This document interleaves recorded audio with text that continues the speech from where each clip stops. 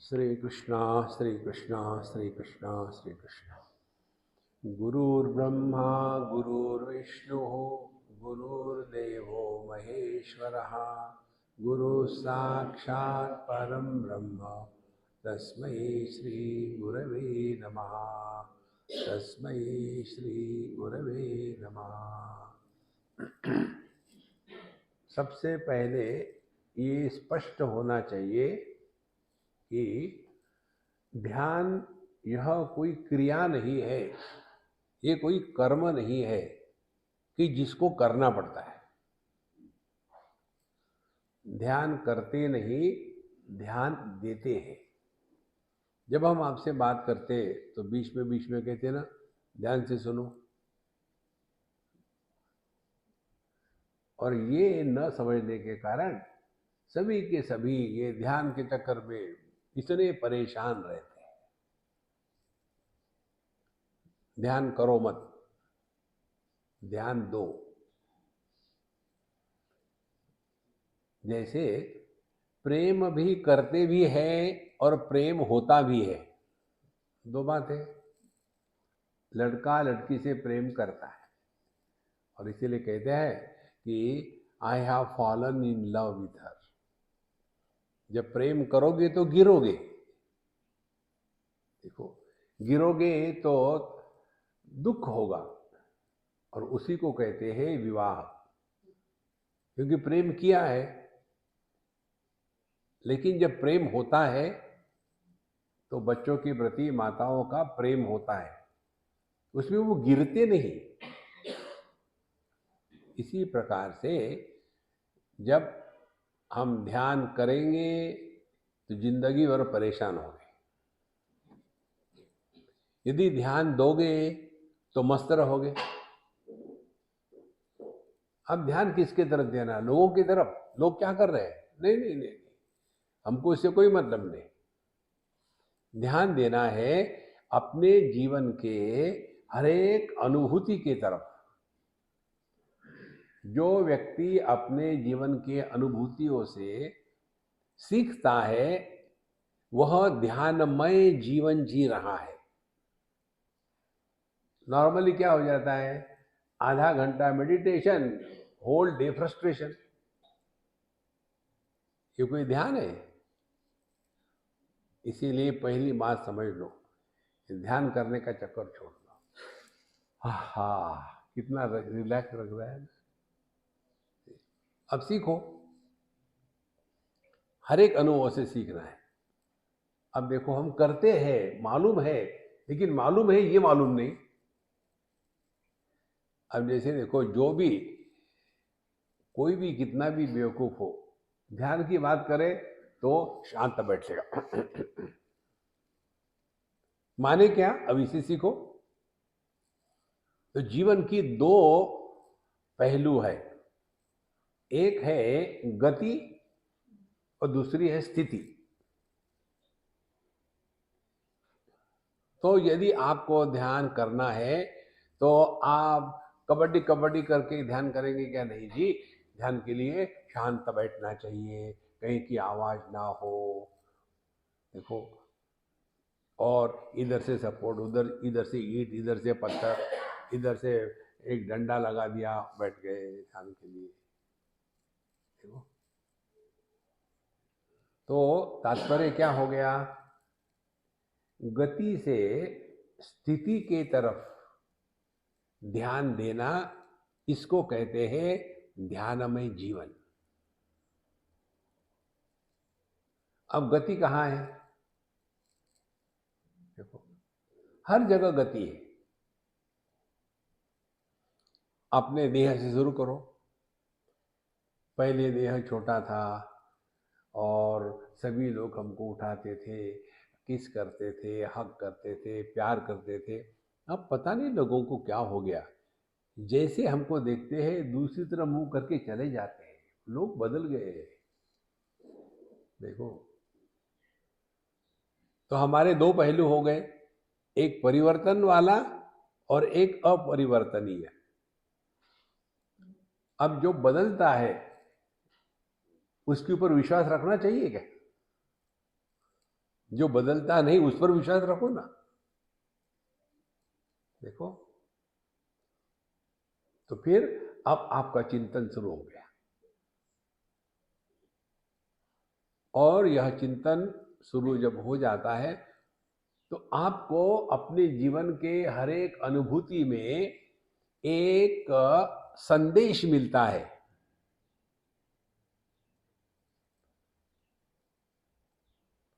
और उस संदेश के द्वारा हम अपने स्वरूप में स्थित रहते हैं।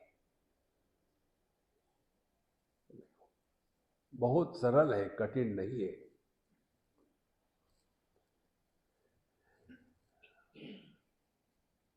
तो जब हम शांत होकर के बैठते हैं, माने क्या, अब शरीर से हम परेशान ना हो, तो शरीर को एक बार रख दिया, अब इसके बारे में चक्कर नहीं। तो जैसे ये कैमरे का स्टैंड है, इसको हमने रख दिया, अब हमको इसकी फिक्र करने की जरूरत नहीं। अब हमारा ध्यान ये स्टैंड की तरफ नहीं जाएगा। इसी प्रकार से ये दुनिया जो है, अपने जीवन के अनुभव जो है, उसमें से जो स्थिर बात है, जो अपरिवर्तनीय है, उधर हमको ध्यान देना है। तो पहले देह को ले लिया हमने। देह को लेने से क्या है, हमेशा उसी के चक्कर में फंसे हैं। यहाँ दर्द वहां दर्द, ये हो रहा वो, ये तो होगा ही, अच्छी बात है। जिनके जीवन में दुख नहीं आते वो महादरिद्री है। जीवन में दुख की आवश्यकता है। देखो, जब भगवान की कृपा होती है ना, तो भगवान की कृपा दुख के रूप में आती है। बहुत महत्व की बात है। भगवत गीता में चले जाओ, वहां सीखो आप ये। कोई जरूरत थी अर्जुन को कंफ्यूज करने की? बेचारा आया था युद्ध करने के लिए, उसके दिमाग में कीड़ा डाल दिया, तुमको तो अपने दादा को मारना है, आपके गुरु को मारना है, मारो मारो, मुझे क्या है। हो गया कंफ्यूज। उसके बाद वो अंतर्मुखी हो गया। पहले कैसा था? पहले था कि मैं इनको मारूंगा। जब तक कि हमारी दृष्टि अन्य पर होती है, तब तक कि हमने ध्यान में जीवन शुरू नहीं किया। संसार है वो, तो अर्जुन संसारी था, इसीलिए कौरवों के प्रति द्वेष, घृणा और दुश्मनी, और इसीलिए युद्ध करने के लिए तैयार। अध्यात्म युद्ध नहीं है, अध्यात्म प्रेम है। देखो, तो उसके पश्चात भगवान ने देखा कि अब इसको क्या करे, तो उसके सामने एक समस्या खड़ी कर दी। जरूरत नहीं थी,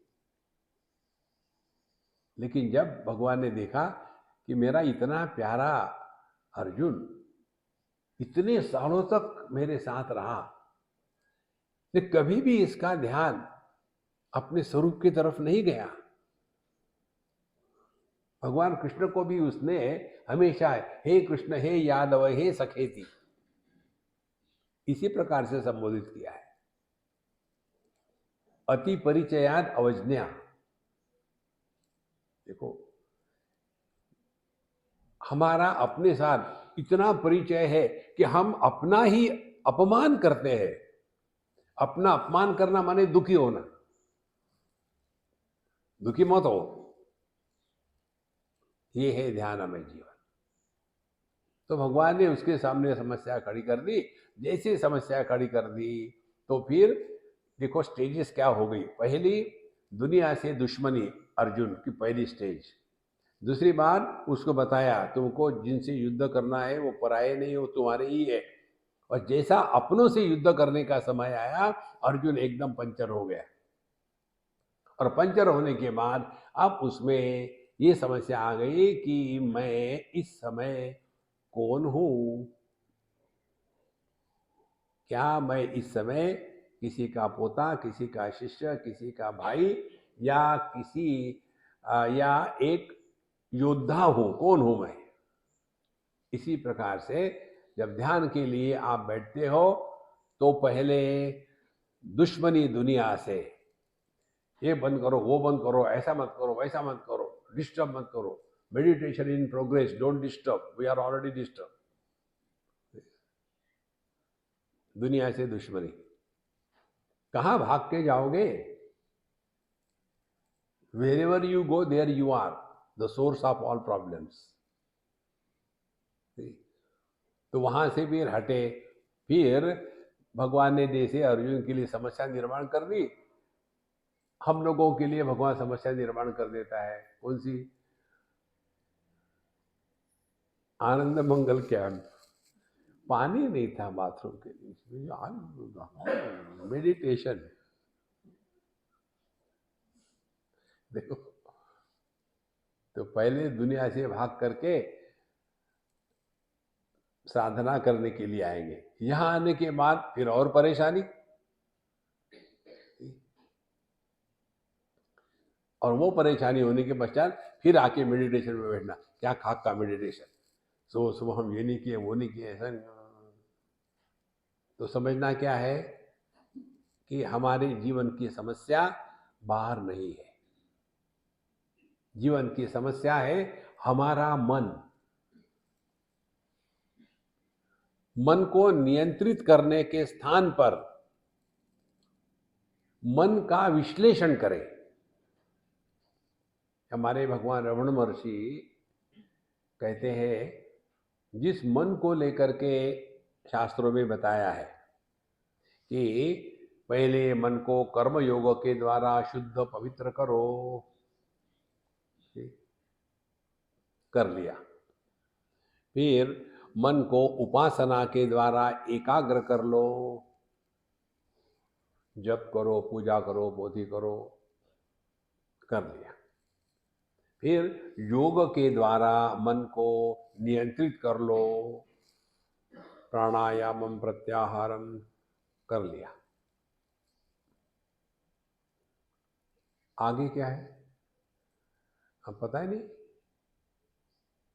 तो भगवान रमण महर्षि कहते, जिसको लेकर के तुम इतने परेशान हो रहे हो, ये मन क्या है? मानसम तो किम, जिस मन को लेके तुम परेशान हो रहे हो, ये मन क्या है? चिंतन करो ना। देखो, और यही चिंतन अपनी जीवन में ले आओ। जिसको लेकर के हम परेशान होते हैं वो क्या है? तो कौन परेशान हो रहा है और किसके कारण परेशान हो रहा है? तो पति परेशान हो रहा है पत्नी के कारण। अब इनका चिंतन करो। पति पत्नी नाम की कोई वास्तविकता है? और पूरा जीवन इसी में चला जाता है। मेरे बच्चे ऐसे, मेरे सास ऐसे, मेरी बहू ऐसी, इसीलिए कर्नाटक। तो मेडिटेशन क्या है? मेडिटेशन माने नाटक करो। कैसे नाटक करो? Wherever you are, whatever you are, be 100%।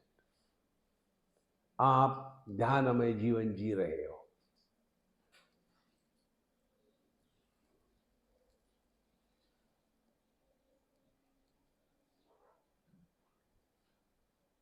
तो ध्यान देना है पहला सिद्धांत, करना नहीं। अब सवाल ये, ध्यान किसके तरफ देना? जिसके कारण हम परेशान होते हैं उसके तरफ ध्यान देना।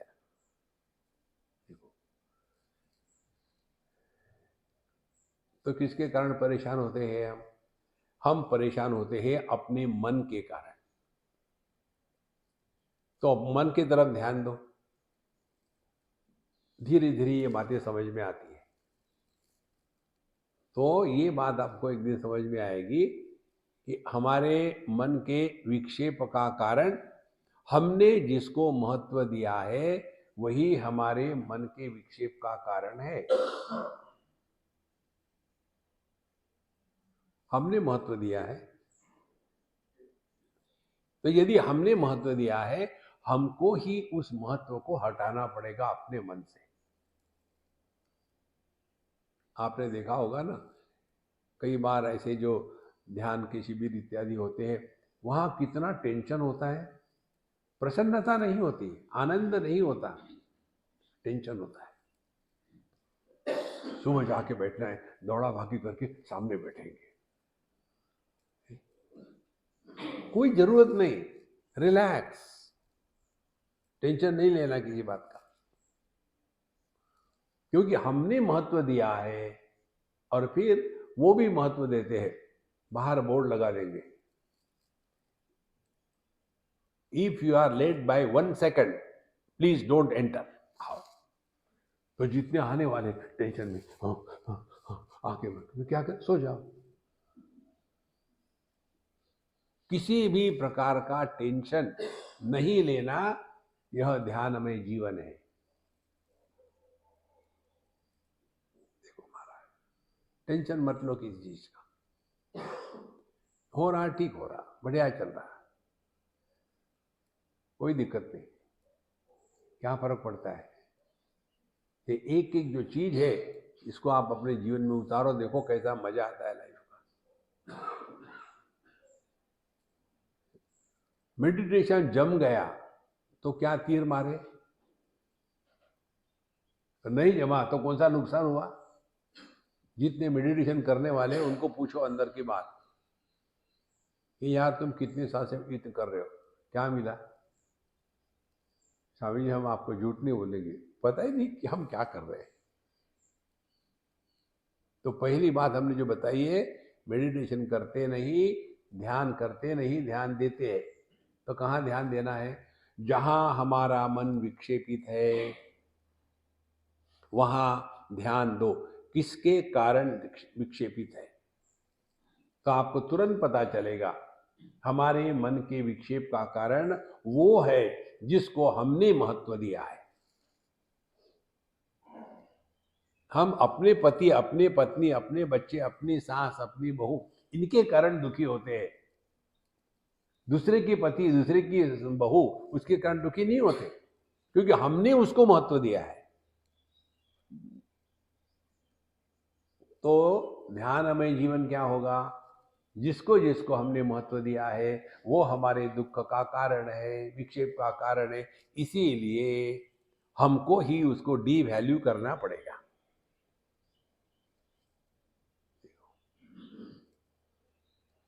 बिल्कुल सरल बात है, कठिन नहीं है। रिलैक्स होकर के रहो, ना कुछ पाना ना कुछ खोना।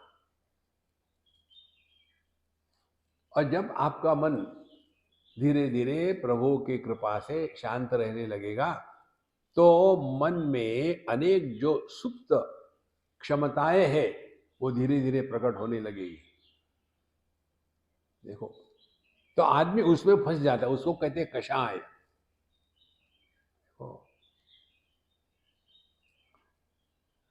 लय संबोधे चित्तम, जब मन लय को जा रहा है, सो रहा है, तो उसको जगाओ। तो धीरे धीरे कुछ भी होने दो, एक सिद्धांत पकड़ के रखो, जो आता है जो जाता है उससे हमको कुछ लेना देना नहीं। जो आता है उसको भी प्रकाशित कर रहा है, जो जाता है उसको भी प्रकाशित कर रहा है, वो सत्य है। देखो, ये सब इसको कहते हैं प्रतिबंध। अनेक प्रकार के अड़चनी आती है ध्यान में, बाहर के जगत के गड़बड़ी है, आदि भौतिक, आदि दैविक इत्यादि। फिर आध्यात्मिक क्या है, आध्यात्मिक कोई ना कोई हो गया, कुछ दिखा, कुछ अंदर हो गया, ये सब होगा, लेकिन उसमें फंसना नहीं। हु केयर्स, क्योंकि जो आता है जाता है वो सत्य नहीं है। जो कभी आया नहीं, जो कभी जाता नहीं, वो सत्य है। उसको हमको पकड़ के रखना है।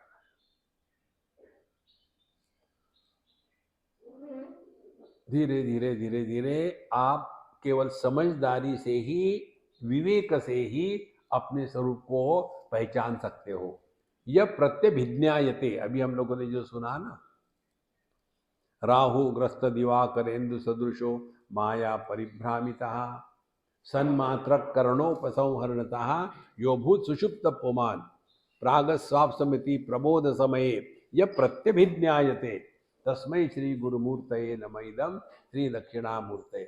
इसका यही तात्पर्य है कि राहुग्रस्त दिवाकरेंदु सदृशः, जैसे सूर्य या चंद्र, इनको जब राहु ग्रह खा लेता है, ये पौराणिक कथा है, चंद्र सूर्य ग्रहण की खा लेता है तो उस समय अंधकार है, ग्रहण लग गया सूर्य चंद्र को, लेकिन राहु का केवल सर है, पेट है ही नहीं उसको, तो फिर बाहर निकल आता है, फिर जैसा का तैसा ही है।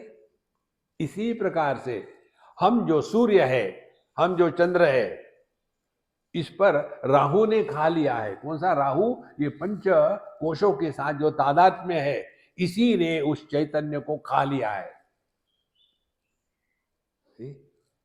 फिर हम इन पंच कोशों का त्याग कर देते हैं, चैतन्य इसका त्याग कर देता है। कैसे? सो गए, कर्ण उपसंहरणतः, तो विषयों से मन को हटाया, इंद्रियों को हटाया, मन को हटाया, बुद्धि को हटाया और अपने आप में वापस आ गए।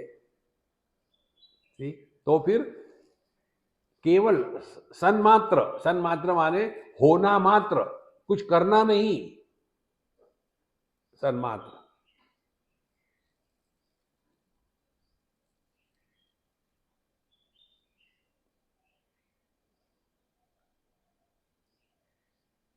होने में प्रयत्न नहीं होते, करने में कुछ बनने से प्रयत्न के सिवा और कुछ नहीं होता।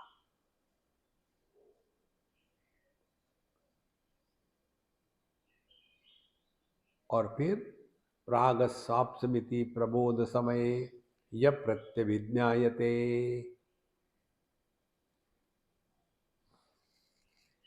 ये बहुत सूक्ष्म विचार है, ध्यान से समझ लेना। करना कुछ नहीं है। सोता कौन है? जागृत पुरुष नहीं सोता, क्योंकि जागृत पुरुष सुषुप्ति में नहीं होता। स्वप्न पुरुष भी नहीं सोता, वो भी सुषुप्ति में नहीं होता। सुषुप्ति में यदि कोई सो रहा हो तो उसको कैसे पता चलेगा कि मैं सो रहा था? तो एक ऐसा तत्व है जो सुषुप्ति में रहते हुए भी नहीं सोता।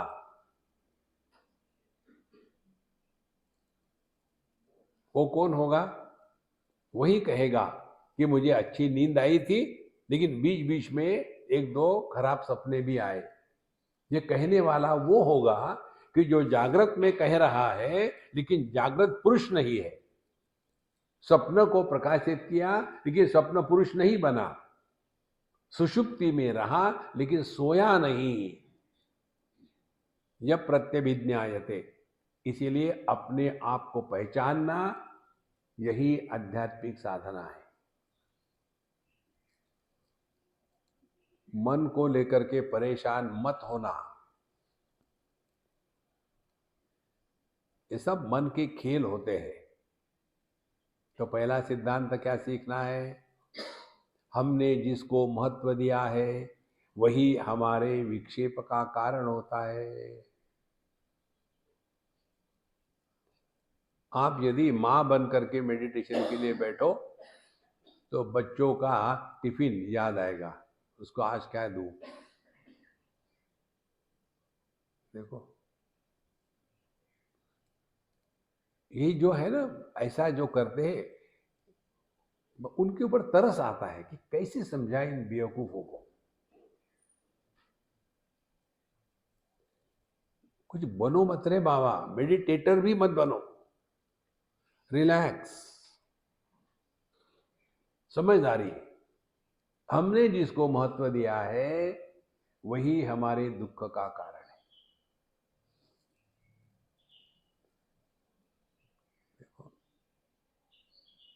और धीरे धीरे इस अप्रोच से आप जगत में रहोगे, लेकिन विक्षेपित नहीं होगे।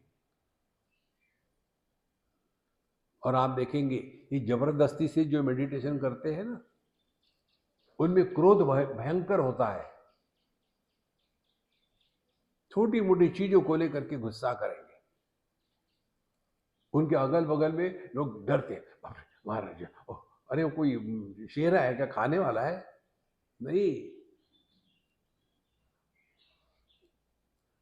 अध्यात्म ध्यानमय जीवन माने अपनी सभी विशेषताओं का संपूर्ण त्याग।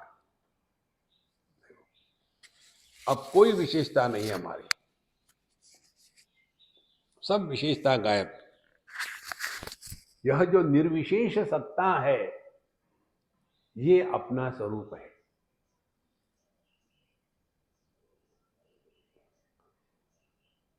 अब केवल अपने अनुभूतियों से खेलते रहना, मन को शांत रख करके परेशान मत होना, खेलते रहना। कैसे करना? मेडिटेशन मेडिटेशन जब खेलते हैं ना, तो मेडिटेशन होता है, करते नहीं। जैसे बच्चों के साथ हम खेलते हैं, क्रिकेट खेलते हैं, कबड्डी कबड्डी खेलते हैं, चेस खेलते हैं, तो वहां जीत हार का सवाल नहीं होता, वो तो टाइम पास हो रहा है। Meditation is a time pass.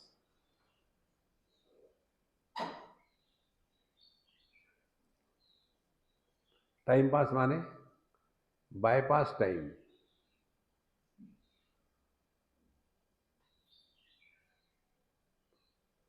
Meditation कब करना चाहिए?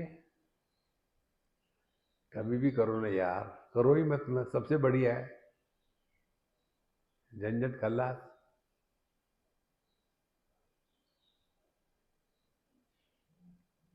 तो ये सब का चिंतन का तात्पर्य क्या निकला? तात्पर्य ये निकला कि हमको मेडिटेशन करना नहीं।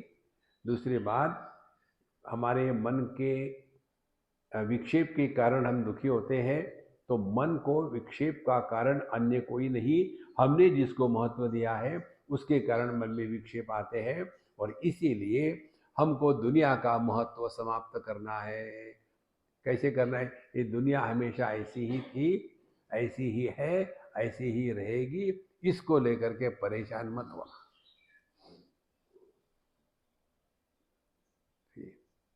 विशेष करके ये माता पिता, दादा दादी, नाना नानी, उनको लगता है कि पूर्ण विश्व में एक ही बच्चा पैदा हुआ जो हमारा है। कितने आके चले गए यार, 24 घंटे उन्हीं के चिपके हुए। देखो, बच्चे परेशान हो जाते हैं इन बुढ़ाओ लोगों के कारण। बहुत हो गया।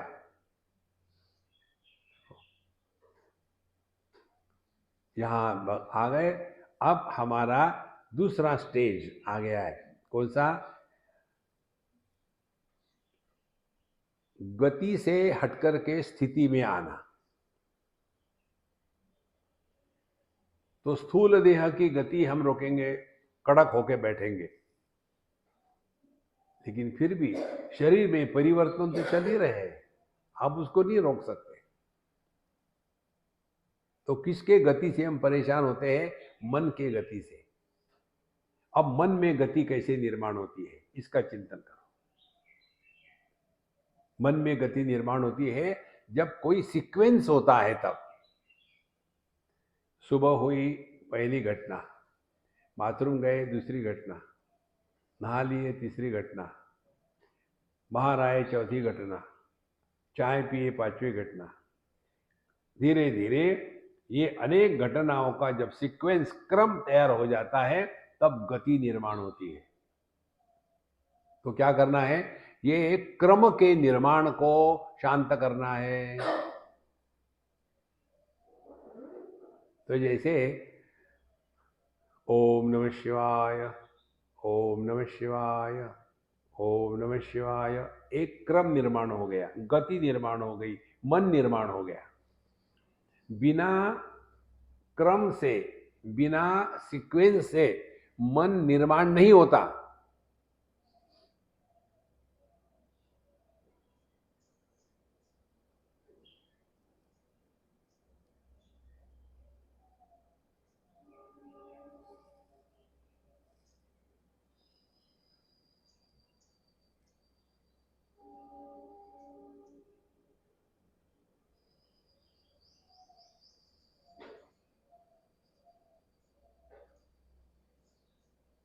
आप सब सुन रहे हो लेकिन विक्षेपित नहीं हो रहे हो।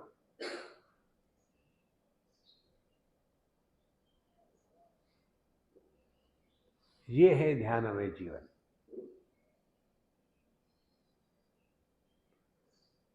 यह मन की स्थिति वैसी होती है जैसे दर्पण। दर्पण सबको प्रतिबिंबित करता है, किसी का तिरस्कार नहीं करता, लेकिन किसी को पकड़ के नहीं रखता।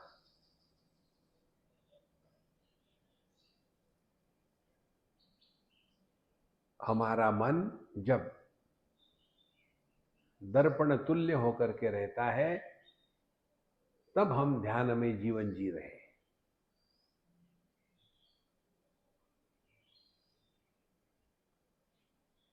दर्पण में कोई गति नहीं होती, कोई सीक्वेंस नहीं होता, वो स्थिर है। जो भी आ जाए आके चले जाए, कोई फर्क नहीं पड़ता।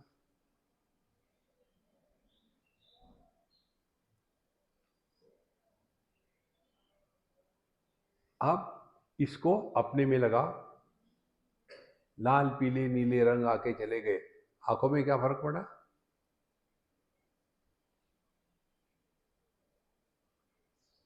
अच्छे बुरे विचार आके चले गए, मन में क्या फर्क पड़ा?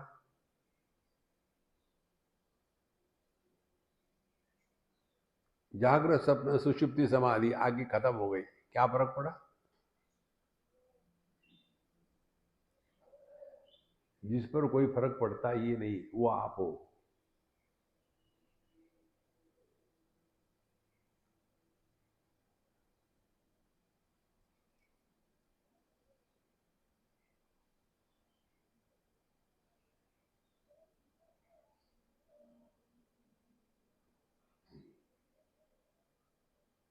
ज्ञान में क्रम या सीक्वेंस तब निर्माण होता है जब ज्ञान का विषय अपूर्ण होता है, परिच्छिन्न होता है, छोटा सा होता है। तब जैसे ज्ञान भगवान के नाम का, श्री राम जय राम जय जय राम, प्रारंभ हुआ, रहा, खत्म हो गया। फिर दूसरे बार श्री राम जय जय राम। फिर तीसरे बार श्री राम जय जय राम। सीक्वेंस निर्माण हो गया, मन पैदा हो गया।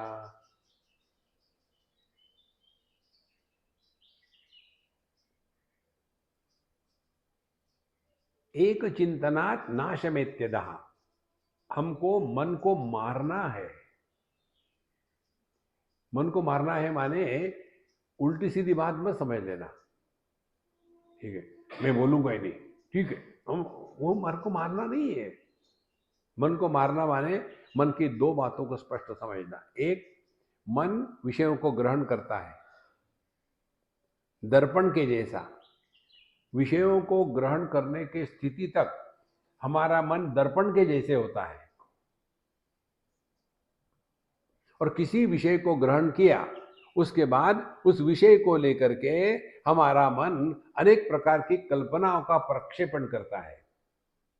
ये विषय अच्छा है, ये बुरा है, ये आवश्यक है, ये अनावश्यक है, इसके लिए क्या करें, इसकी कीमत कितनी है, कहाँ मिलता है। ये दूसरा भाग जो है मन का, इसको हमको मारना है।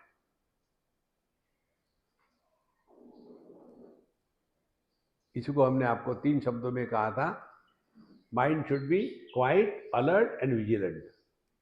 Quite, no reactions.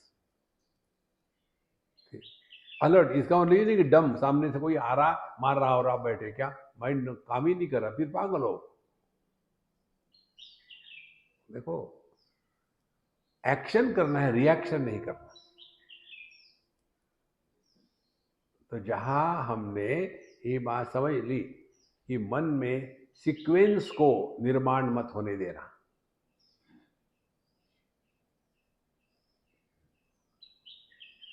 तो परिच्छिन्न विषय होगा तो एक के बाद एक वृत्तियों का निर्माण होगा।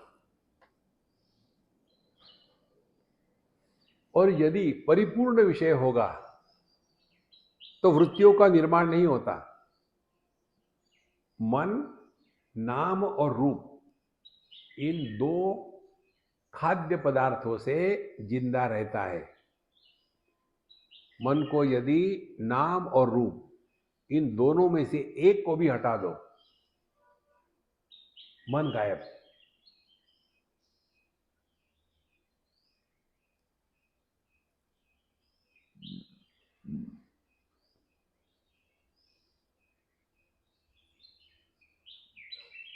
ये जो आपका अनुभव है, ये मन नहीं है, ये आप स्वयं हो।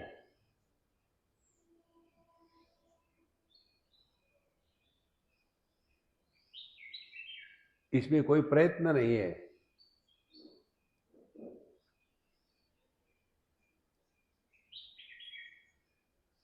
आपको सब सुनने को आ रहा है, लेकिन मन कहीं रिएक्शन नहीं कर रहा है।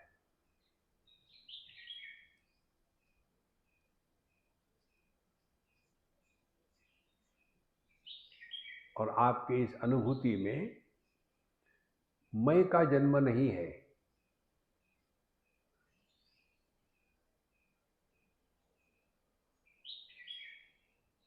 अनुभव कर्ता रहित अनुभव ही आनंद है।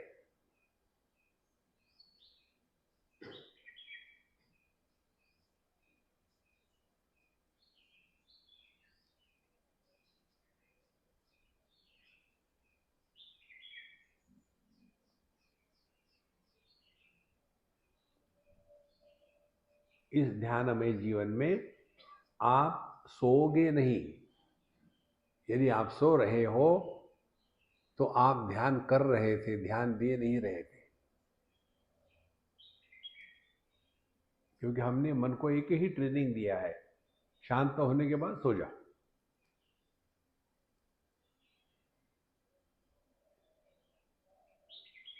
इसको कहते हैं उपनिषदों में चित्तवृत्ति निरोध। ये चित्तवृत्तियों का निरोध निद्रा के निरोध से भिन्न होता है। निद्रा भी एक वृत्ति ही है।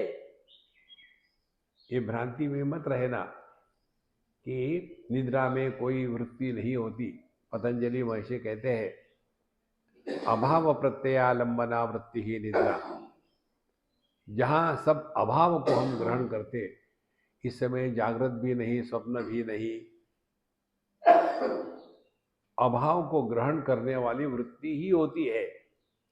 क्योंकि योग शास्त्र प्रकृति प्रधान है, हमको उसमें नहीं फंसना। चित्तवृत्ति निरोध यदि हमको तदा द्रष्टु स्वरूप अवस्थानम, अपने स्वरूप में वापस लेके आता है, तब जाकर के हम ध्यान में जीवन जी रहे हैं।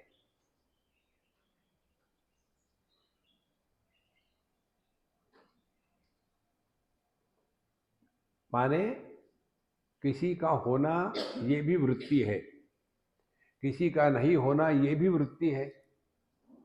सुख सुख की वृत्ति, दुख दुख की वृत्ति, दोनों में रहना संसार है। फिर करें क्या? दोनों में रहे, लेकिन ना सुखी बने ना दुखी बने।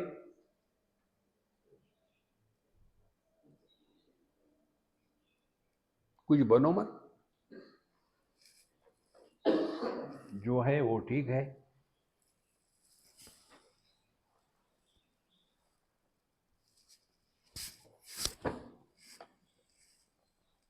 एकदम सहज, शांत, नथिंग डिस्टर्ब्स।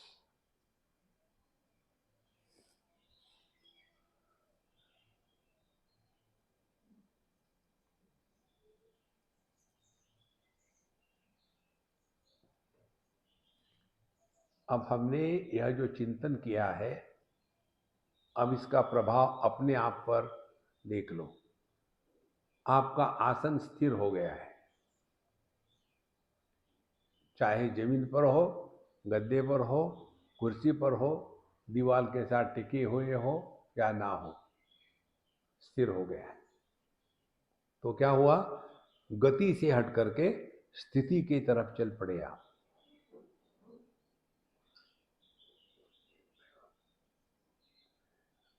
उसके कारण आपकी सांसें भी बहुत धीमे और हल्की चल रही है।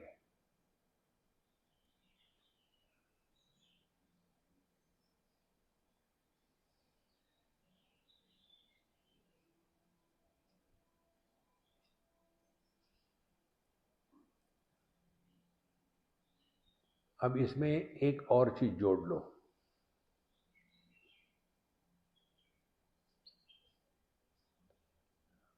शांति का श्रवण करो,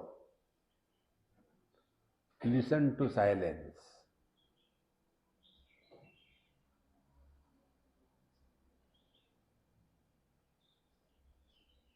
लेकिन शांति का तो श्रवण होता ही नहीं, तो शब्द के द्वारा प्रभावित ना हो, माने शांति का श्रवण करना।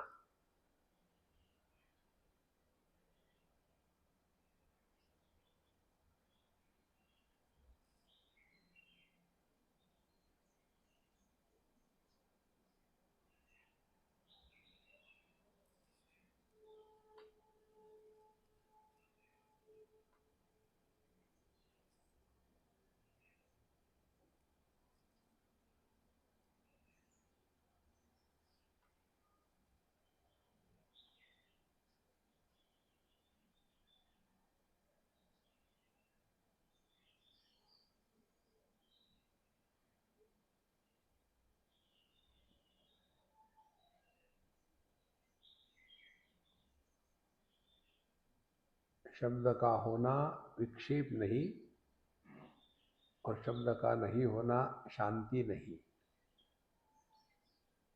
शब्द का होना अशांति, शब्द का नहीं होना शांति, और शब्द का होना नहीं होना दोनों बराबर है, प्रशांति। यही हमारा निवास स्थान है, प्रशांति, प्रशांति निलयम।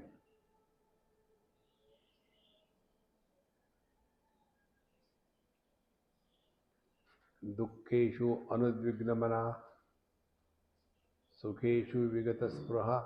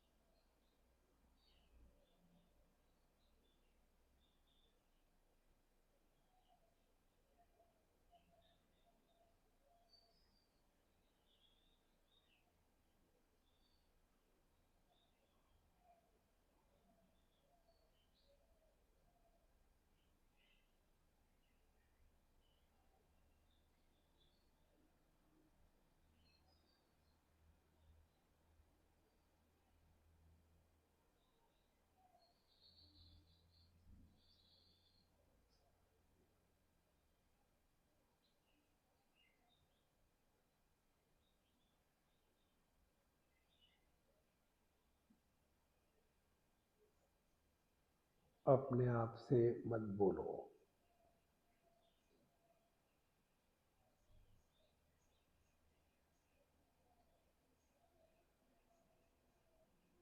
और शांति का श्रवण करो।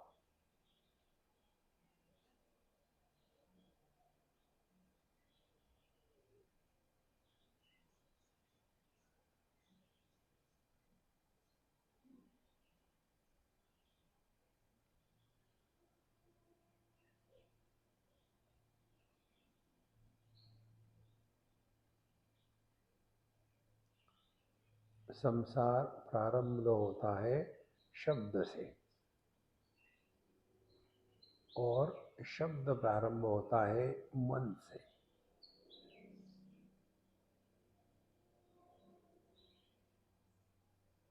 मन के अभिव्यक्ति को ही शब्द कहते हैं।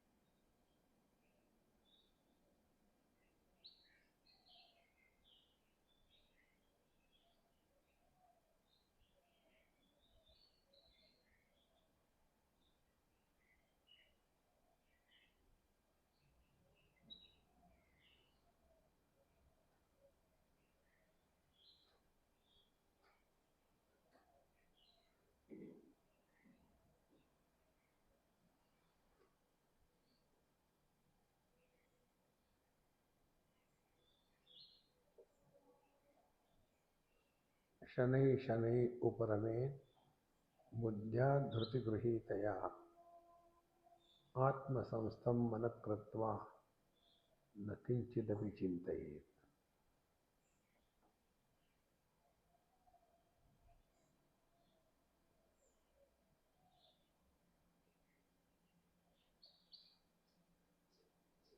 यहाँ आपको ये सीखना है, हर एक विचार उसी का होता है जिसके लिए हमारे मन में पॉजिटिव या नेगेटिव महत्व होता है। तब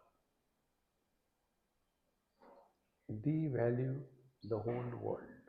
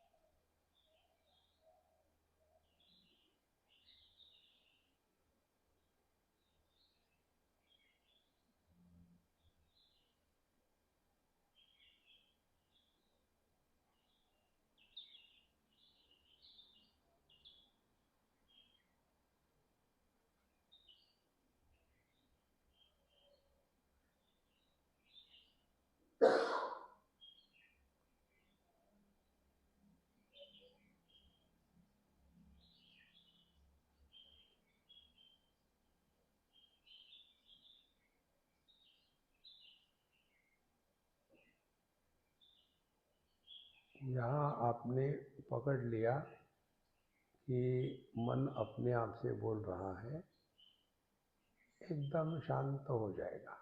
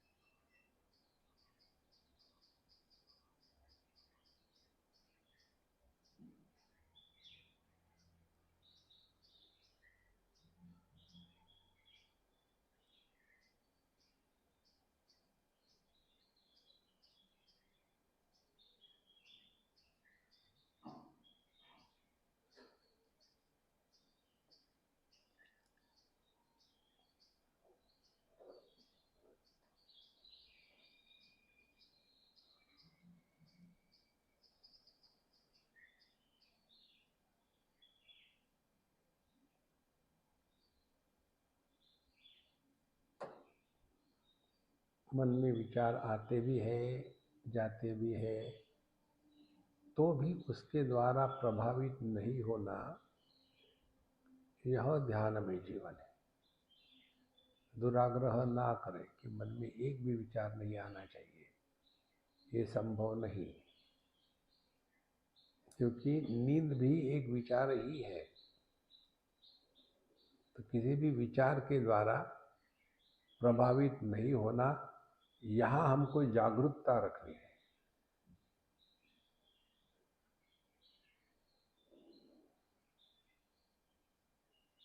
और इस जागरूकता में आपको ध्यान माने ये अखंड साधना है, खंडित नहीं है। और एक बार इसका अभ्यास हो जाता है तो व्यक्ति अपने हर एक अनुभूति से सीखने लगता है। तो उसके द्वारा जगत वही रहेगा, हम भी वही रहेंगे, लेकिन हमारा ज्ञान बदल जाएगा। पहले जगत था मैं और मोर तो रतय माया, अब जगत हो जाएगा एक प्रतीति। जब तक के आंखें खुली है तभी तक रूप रंग का दर्शन है। इसी प्रकार से जब तक के देहात्म भाव है तभी तक यह जागृत अवस्था है। जहाँ देहात्म भाव समाप्त हो गया, जागृत अवस्था गायब।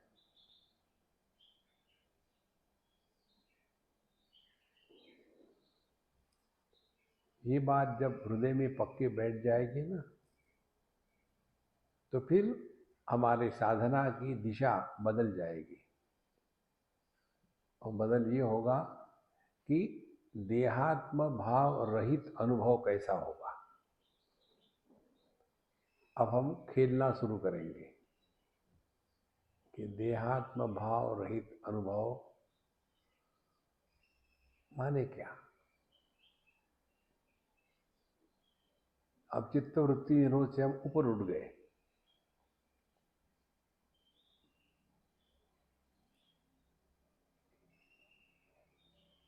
अब चिंतन में लग गए। देहात्म भाव ही यदि सभी समस्या का मूल है तो क्या कहाँ ध्यान देना है हमको? यही ध्यान देना है कि देहात्म भाव के क्या परिणाम है। What are the symptoms of body identification, क्या परिणाम है। जैसे किसी को कुछ रोग हो जाता है, रोग का निदान उसके जो सिम्टम्स है उससे होता है। इसी प्रकार से देहात्म भाव के क्या सिम्टम है। अब इस पर हम लोग खेलना शुरू करेंगे। देखो, और फिर ये समझ में आएगा कि ये क्षणिक है, ये हमेशा नहीं रहता। और फिर देहात्म भाव की निवृत्ति माने क्या, ये अब नया अध्याय हमारे ध्यानमय जीवन में प्रारंभ होगा।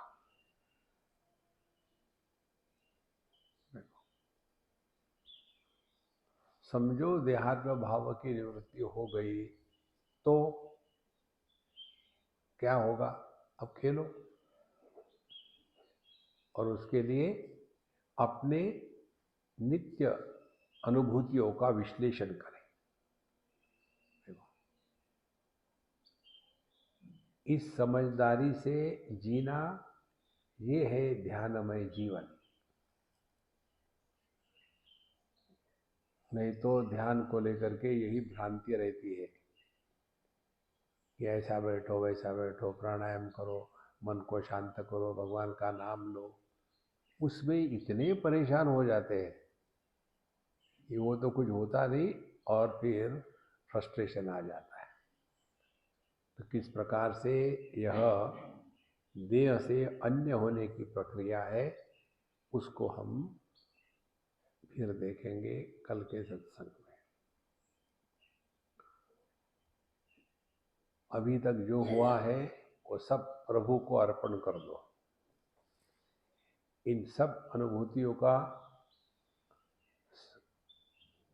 स्मृति रूप से मन पर कोई प्रभाव न रहे।